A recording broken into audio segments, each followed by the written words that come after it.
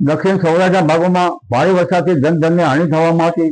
અતિ ભારે વરસાદથી પણ લગભગ જનધનને હાનિ થવામાં હતી. પરંતુ હજુ પણ પોરબંદરના ભાગો, જામનગરના ભાગો અને દેવભૂમિ દ્વારકાના ભાગમાં ઓછો વરસાદ છે.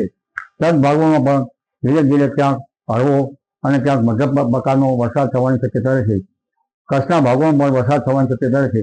ઉત્તર સૌરાષ્ટ્રના ભાગોમાં રાજકોટ, સુરેન્દ્રનગર, ધાંગધ્રા, હળવદ વગેરે ભાગોમાં વરસાદ થવાની શક્યતા રહેશે.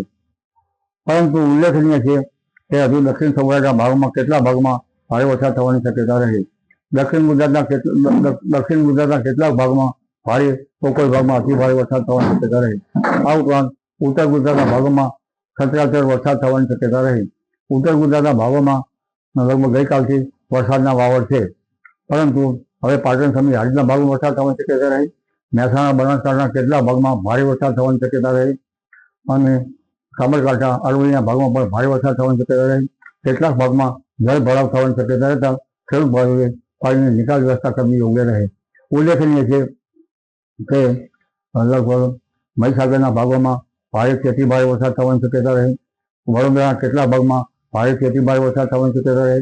આણંદ, વડોદરાના ભાગમાં તો આશરે વરસાદ થવાની શક્યતા રહે અને લગભગ પંચમહાલના ભાગોમાં, લુણાવાડા, દાહોદ, છોટાઉદેપુરના ભાગોમાં પણ વરસાદ થવાની શક્યતા રહે.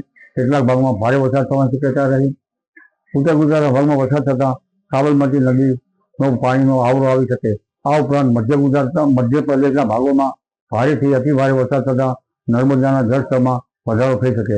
બીજી એક સિસ્ટમ તારીખ 8 આસપાસ બંગાળ ઉપસાગરમાં થતાં તે પણ તારીખ 10-11 સુધીમાં વરસાદ થવાની શક્યતા ગુજરાતના ભાગોમાં થશે. આથી ગુજરાતના ભાગોમાં પુનઃ વરસાદ આવી શકવાની શક્યતા રહે. જેમાં ગુજરાતના ઘણા ભાગો વરસાદથી તરબોળ થશે.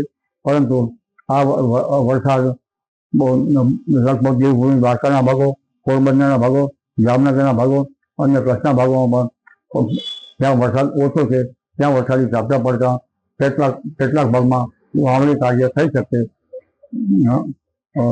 જી, આ જ પ્રકારની તમામ અપડેટ જોવા માટે ન્યૂઝરૂમ ગુજરાતને લાઇક, શેર અને સબસ્ક્રાઇબ કરવાનું ભૂલતા નહીં.